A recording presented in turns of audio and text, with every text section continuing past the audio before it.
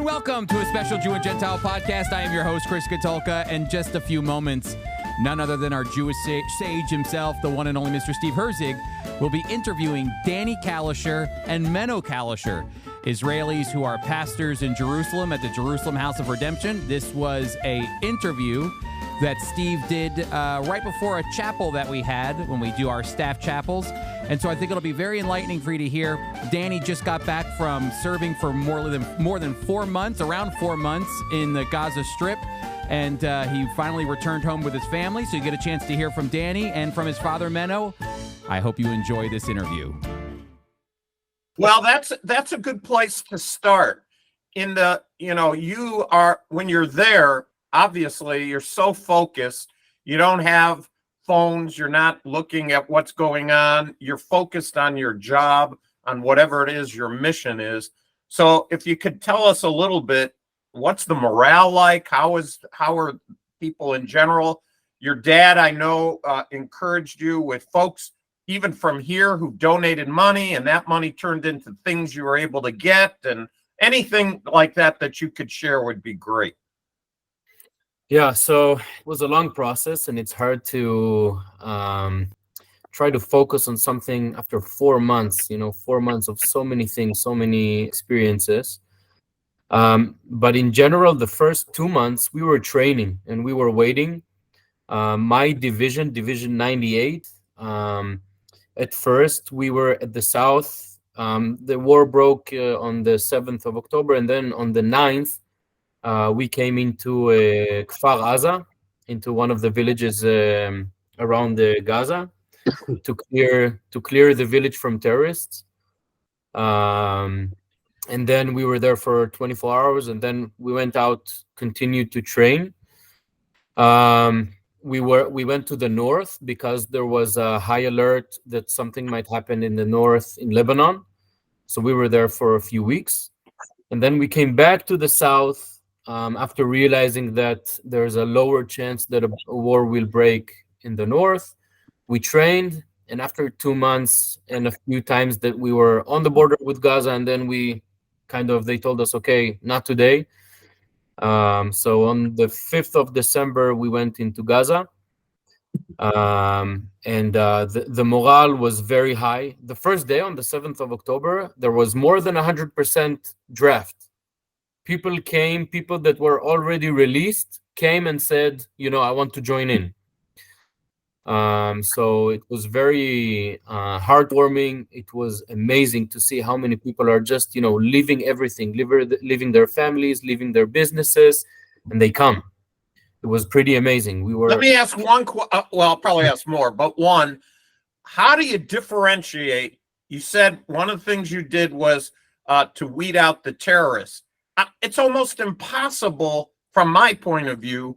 How do you know who's the terrorist and who isn't, since 88% of the Palestinians don't like Israel anyway, and you never know how old? It doesn't matter. How do you do that? How do you know who's the enemy and who is not? Well, first of all, in the first days, the war happened inside Israel border. So when we were in the Kfar Aza village, which is inside Israel, it's one of the villages, the Israeli villages. So everyone who is not a soldier, he has an address of a bullet. So Gotcha. It doesn't matter if it's it was empty. There were no civilians. If you see someone who is not wearing uniform, it's a terrorist. Okay. It doesn't matter what size or whatever. And by the way, also when we went into Gaza, in the areas where we were, it's places where the Air Force already put the flyers telling people to evacuate. Gotcha. So they knew that if they stay, it's like a death sentence. There was I think only 1 or 2 scenarios where there was a lady that came, and the guys decided not to shoot her because they thought she was innocent, and they just told her to leave. But our instructions is, if you see someone, no one is supposed to be there. So if you see someone, it's probably a terrorist. Wow. Okay, that's really helpful. Thank you. So yeah, so we were not first few days after you trained. You're now back in the south after being in the north. what's going on. What, it's now by the end of January by this time? No, so we went into Gaza on the 5th of December. Yeah, I know, but you went up north, right? Before. No. We went. What do you mean? When? Before we went into Gaza? Well, at least according to your dad, you're into Gaza. You were up north, and Ronit was up north. But then he said you went south again. Maybe I'm wrong, but that's what I remember. I mean, after I think if I remember correctly, the dates, the IDF entered into the north of Gaza. Gotcha. Towards the end of October. I think the 27th of October, if I'm not mistaken, or something like that. Okay. And then they had their how do you call it, maneuver. They were fighting in the north part of Gaza for about a month and a half, and they didn't enter the south. They only kept it in the north of Gaza. Gotcha. So during the time that IDF was in the north of Gaza, I was training in the north, and then we moved to the south for training. And then on December 5th, this is when the first strike in the south happened, and we were there. So in the first strike in the south of Gaza. Gotcha. Okay, so they kind of divided the north and the south. So from the 5th of December to the 31st of January, we were in Gaza, in the south of Gaza. I was not in the north of Gaza, but in the south of Gaza. And basically our mission was at first to just guard the logistic road. There was a main road that all the vehicles and all the logistical stuff was moving to all of the units that got into Gaza. So our job was to protect this road, and also to kind of do raids, or to clear all the houses that were in the area of this road. And then after clearing all the houses to make sure there are no terrorists, the combat engineering came after us, and they put all the mines and just exploded all the buildings. So eventually, the first kilometer of Gaza, it's all wiped out. Everything is just ruins, iron and concrete. So it was just a big pile of rubble after we left.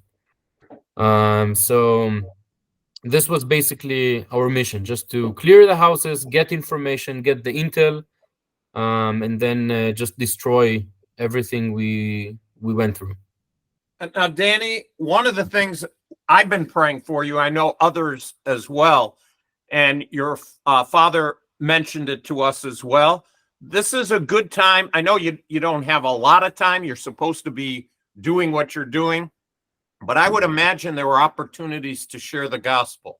Is that true? And how did that go? I'd be anxious to hear. Of course, we want Israel to win, Hamas to be gone, but we love the idea of being side by side with people who are putting their life on the line, and then being able to share life-giving news. Yeah, so the team I'm with, they're very special people, and I know them for a few years now. But every time we had reserves duty, we were training together for a day or two, because it's reserves duty. And in the last few years, the IDF was kind of cutting down the amount of reserves duty because of the conception that they had in the IDF that, you need to make the army smaller and more professional, and all the stuff that eventually they found out was kind of wrong. But eventually I saw them just a little bit, and we didn't have the time to talk deeply. They knew I'm a believer. They knew I believe in Yeshua, but we never had the chance to really talk in depth. And now suddenly we have 4 months together, no phones, and we're guarding together. So we had a lot of time, and I had really, really good conversations with my friends in my team. And it was pretty amazing. I had the time to share the gospel properly, and it was really, really amazing. Most of the guys in my team are religious. They have a kippah and everything. Of course, it was a challenge, and they didn't agree. But it was really, really interesting for them to hear about Yeshua, and I pray for them. They're very, very dear to me. Especially my team. Wow, they're really, really strong guys. In my company, there were other teams that the morale was very low, and some of them did not come back after we had our refreshment days out of Gaza. So many people cut and didn't come back. But from my team, we kind of created a family. They had a very high and good morale. And we encouraged one another, and they're really, really special guys. So I pray for them. I love them a lot, and I had the opportunity to share the gospel with them. And I pray that the seed, that God will save them, do something. Are you the only believer? Is it called Company 98? Is that what you're called? No, the division is 98. Okay. The brigade, I'm not sure about the terms, but I think it's Brigade 55, Battalion 28, and my company is Company C. Company the letter C. C. We have A, B, C. Are you the only believer in Company C? Yes. Okay, so we instead of getting names, if we just pray for Company C, that Daniel be a good pastor to them. Amen. Good. All right. That is great. Anybody online have any questions for Danny? Now's the time. We have them. We were recorded so other people could hear. I've asked him a few questions. I don't want to be selfish. I'll open it up. Danny, when you were saying that like these are all like reservists that you were working with, and, yes. And so they all so they've all been in the military, but now you're coming back for training. How long was the training? So we were drafted on the 7th of October, and 2 days after we were already in Kfar Aza, which is one of the villages around Gaza, in order to clear. I mean, first of all, the IDF had to take the war outside of Israel back to the Gazan border. So we first of all had to clear everything in the the surrounding villages of Gaza, the surrounding border around Gaza. Yeah, I don't know if there's a term for that, but yeah. So first of all, that's the first thing we did. First of all, to clear and push back every terrorist that is inside Israel. And then after doing that, after clearing the area as much as we could, then it took a little bit of time until the IDF started going into the north of Gaza. And I said before that we were training until the 5th of December. We were moving from the south to the north of Israel. But then on the 5th of December, this is when we had our first operation in South Gaza. Okay. Great. Anybody else have a question for Danny? Now's the time. An Israeli guy that we have access to. When do you return and where, Danny? So for now, we have I returned all my equipment, and I have it ready in our emergency storage room. But for now, we are released.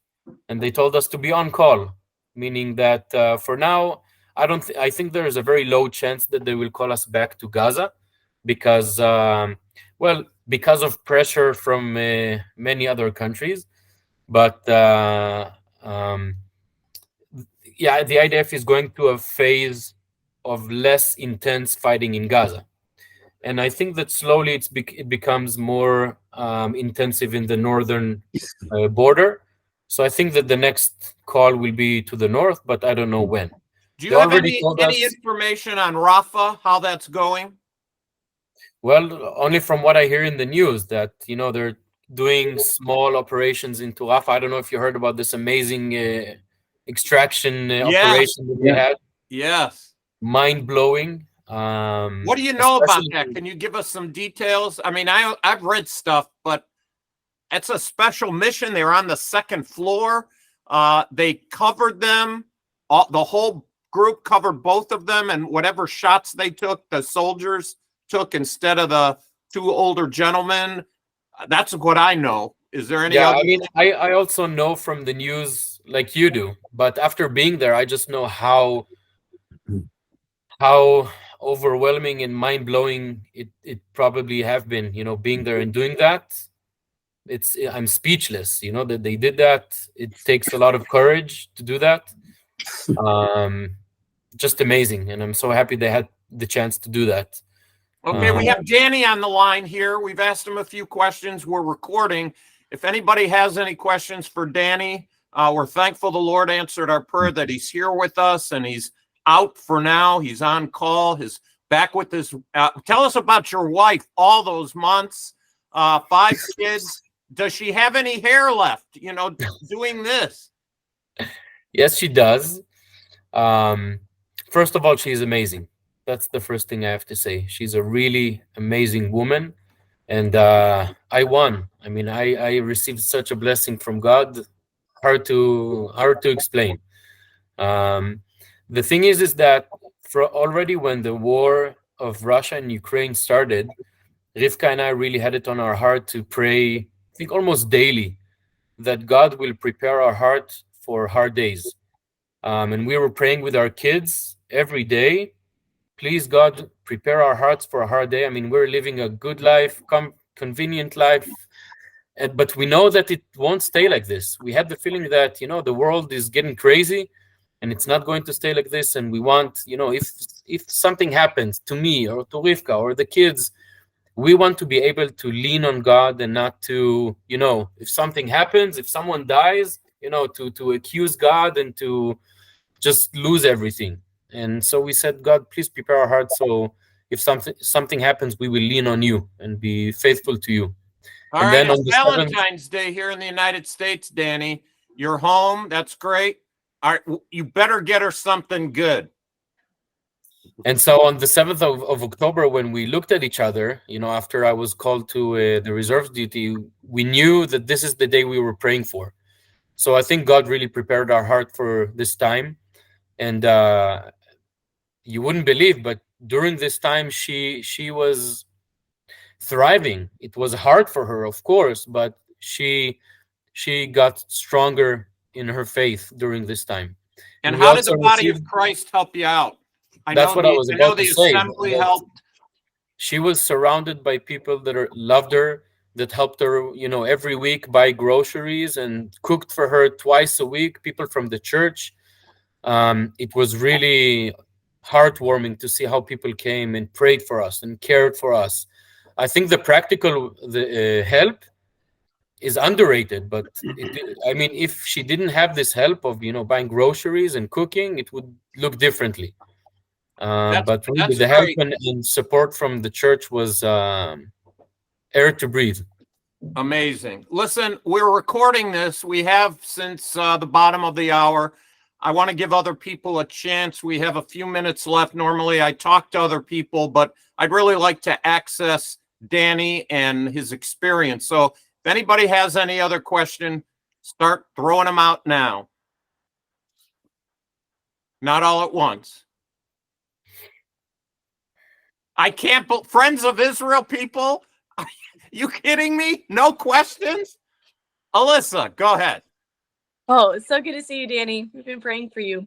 Thank you. Just for your experience with your fellow soldiers, I know there have been some prayer requests on how to, share the gospel, be that Christian presence. How did you find in your, specific unit? Were hearts more open, more closed? Were they angry at God? Were they searching? What was your experience of that like? So specifically in my team, most of them are religious. So I think I didn't have the experience of like my teammates of being angry with God or anything like that. I think the opposite of them saying that the nation of Israel should come closer to God, even though they're religious and they kind of need the direction. But I had good conversation with them. They're dear people. They're very good people that I really love, and I pray for their salvation. And I had the opportunity to share the gospel with them, especially during the night when we were doing guarding duties together. And I really, really pray for them for their salvation. They have a lot of motivation. They're very special. They're very special, and I'm not saying that in vain. They're not the typical people you see in the street. They have love and care, and they have even respect for me, even though I disagree with them and they disagree with my faith and what I believe. We had a very good relationship during this time. Thanks, Danny. Ralph, you have a question. Good early morning, Daniel from Vancouver. We continue to pray for you and your family. and your mom and dad as well, and your sisters and that regularly. Quick question for you. We hear here in Canada, we don't trust any of our media sources. Could you forward to Steve or anybody else reliable sources of information so that we can pray more accurately for you guys? There's so much stuff out there that's contradictory. You don't know what to believe. But are there some news sources or cycles you would recommend? Well, Yeah, that would have to be English. The first thing that comes to my mind is Joel Rosenberg's All news Israel site, News. All Israel News. I think that would be a good place to start. Okay. Daniel, as Steve said, it has to be in English. It is in English. Yes, it is in English. Yeah. Yes. Thank you, Daniel. Okay. Anybody else with a question for Danny this morning or this afternoon for you? I have just one question, Danny, as far as the threat to the north. What's your feeling on a major war with Hezbollah?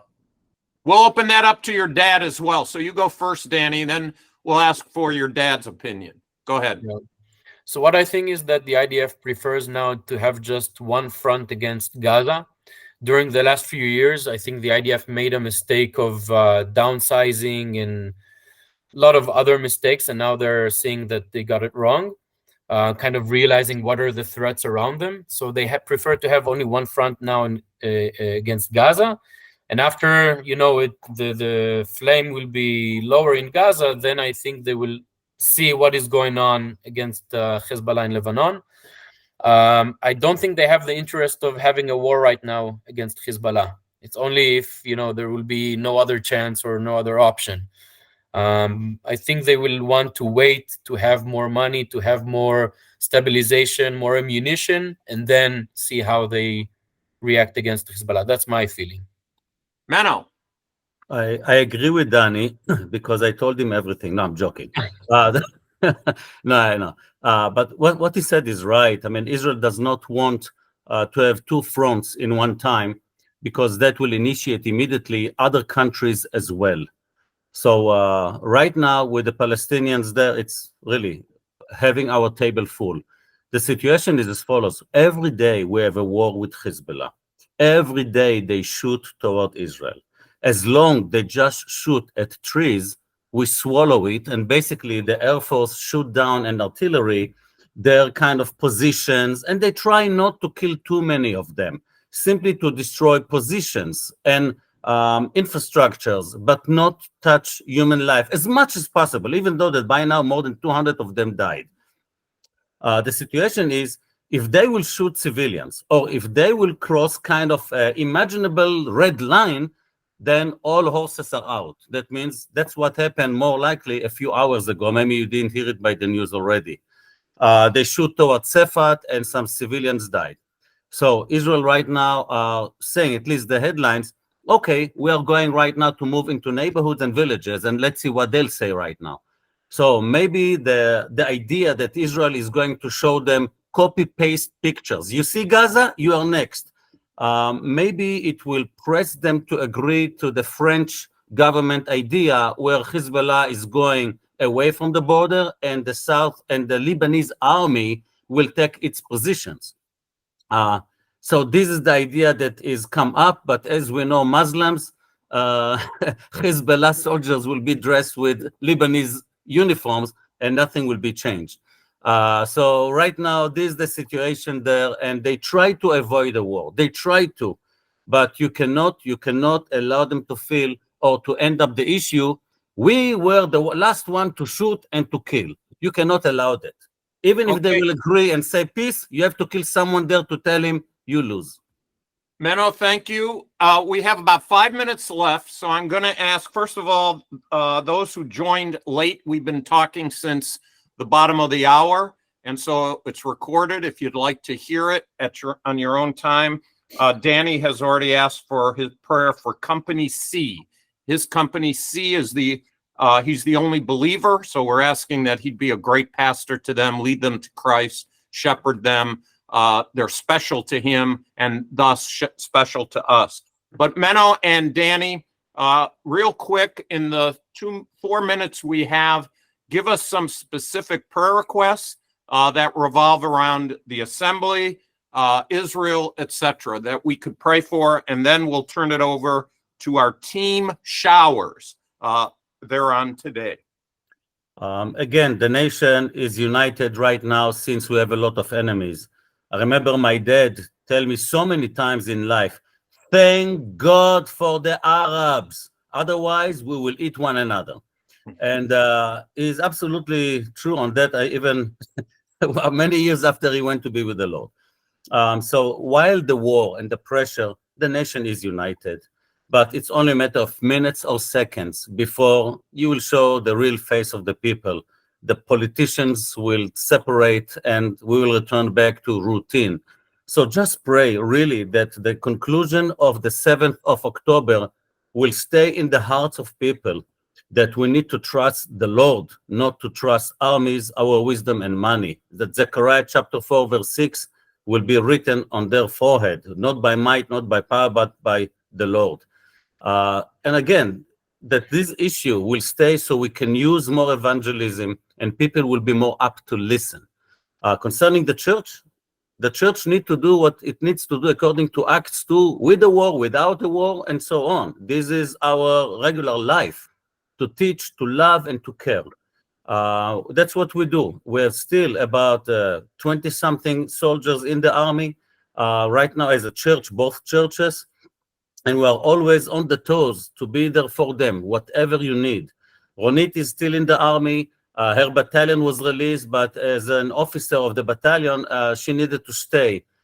All their logistics were taken. She couldn't say, Dad, I don't have a car. So the church gave her a rented car for as much as she needs in order to finish her job there.